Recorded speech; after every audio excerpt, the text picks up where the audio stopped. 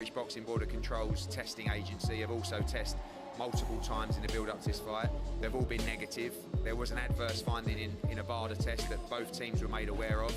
The levels, the blood tests, everything were analysed by both. Know the details because if the boxing board feel it's safe to go ahead and feel it not an issue, then I'll go with the boxing board's decision. The boxing board are no fools, and therefore they don't want to set precedent.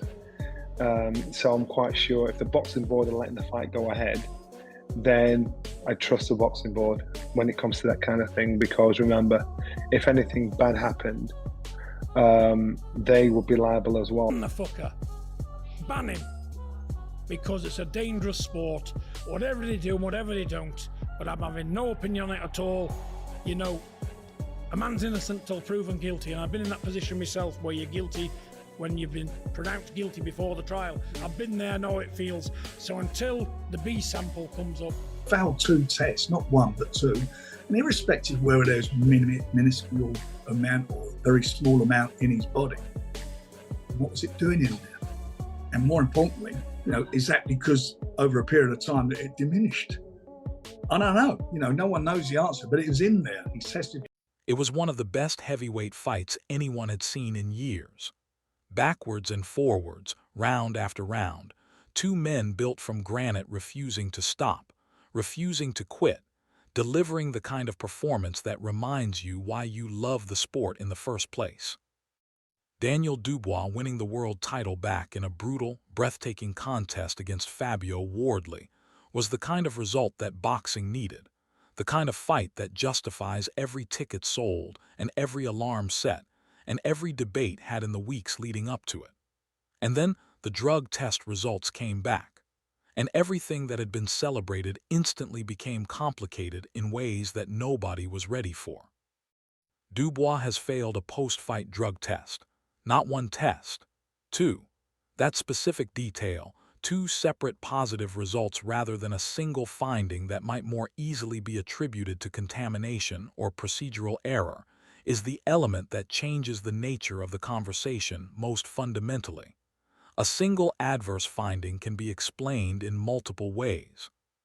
2 adverse findings on 2 separate occasions require considerably more persuasive explanation before the benefit of the doubt can be reasonably extended. The samples have not been contaminated. The results are what they are. And now the B samples sit as the final formal threshold before whatever consequences follow from these findings become official. Eddie Hearn's reaction captured the emotional reality of the situation with a directness that the professional language surrounding drug testing rarely allows. He described Dubois texting him after the positive test came back, claiming innocence, alleging sabotage, calling it a system against him. And Hearn's response was not sympathy or measured assessment of the evidence. It was fury. "It makes me sick," he said. The specific anger of someone who has been put in an impossible position by a fighter they were representing and defending. The fight itself, before any of the post-fight revelations arrived, was the kind of competitive encounter that the build-up had promised, but that the specific history of this matchup had made people cautious about genuinely expecting. Dubois was dropped in the early rounds. Wardley, the world champion, put him down and had him in serious trouble in a moment that looked very much like the old patterns people had been worried about. The early rounds seemed to be confirming every concern that had been raised about Dubois' ability to sustain his best when the pressure becomes most intense and the situation most difficult. And then something shifted. Dubois got behind his jab. Every time Wardley threw his right hand, Dubois would stick the jab and it would touch its target. That connection, repeated and reliable, gave him something that had been absent in the early exchanges: confidence. The specific competitive confidence that builds when you discover that your primary weapon is landing consistently against an opponent who is fully committed to the engagement. That jab was softening Wardley up round by round. It was telling Dubois that he could stand in front of this man and hit him, and that the hitting was accumulating into something decisive. By the middle rounds, The fight had turned into exactly the kind of war that the pre-fight analysis had predicted in its most exciting scenarios. Wardley with his nose gone, his eye damaged, the doctor examining him in round 10 with the specific seriousness of a medical professional who is genuinely considering whether to stop the contest. Derek Chisora's assessment that the fight should have been stopped in that round due to the bleeding, and the damage is a position that fighter safety advocates would support.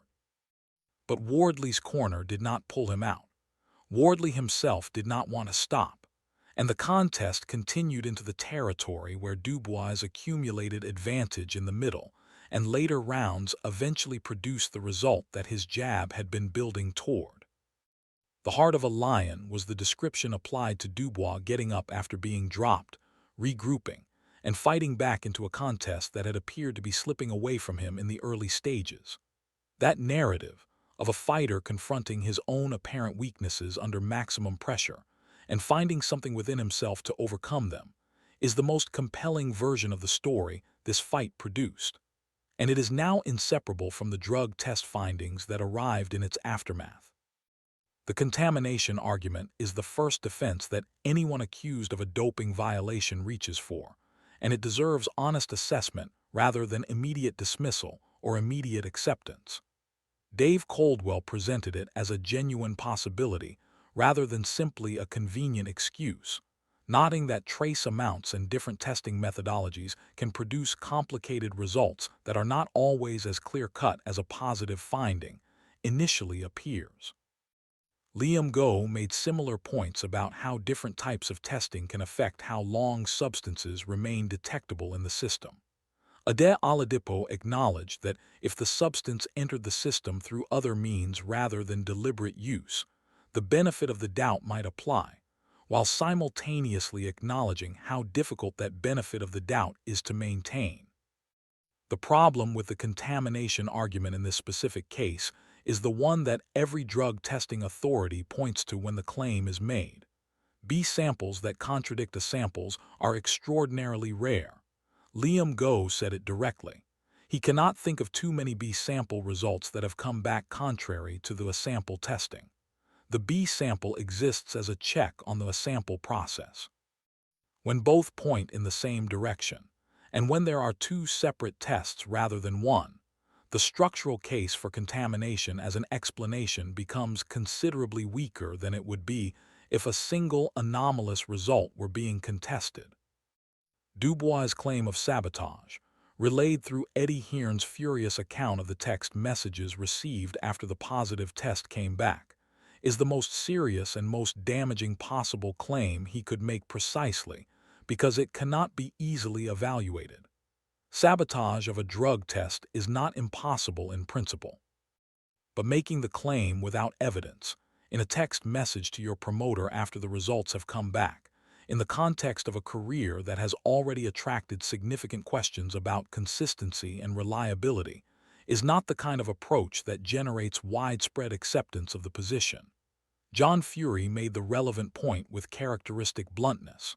A man is innocent until proven guilty. He has been in that position himself. But he also said flat out that if the B sample confirms the findings, the answer is simple. Ban him. No more to be said. The British Boxing Board of Control's decision to allow the fight to proceed despite an adverse finding having been made known to both teams during the build-up is the element of this story that the surrounding controversy has brought into sharp focus. The board are no fools was the assessment offered in the transcript, and the reasoning provided was that if the board determined it was safe to proceed, and not an issue that required cancellation, then trusting that institutional judgment is the appropriate response. The board would also be liable if anything went wrong, which creates its own incentive for careful and conservative decision-making. But the fact that both teams were informed of an adverse finding before the fight, and the fight went ahead anyway, is information that the public is now processing alongside the post-fight test results.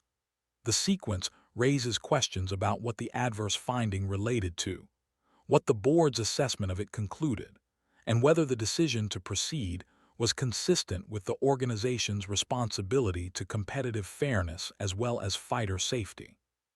Competitive fairness means that both participants have an equal obligation to comply with anti-doping rules, and that a fight where one participant may have had a performance advantage through prohibited substances is not a fair contest, regardless of how compelling the sporting spectacle it produced happened to be.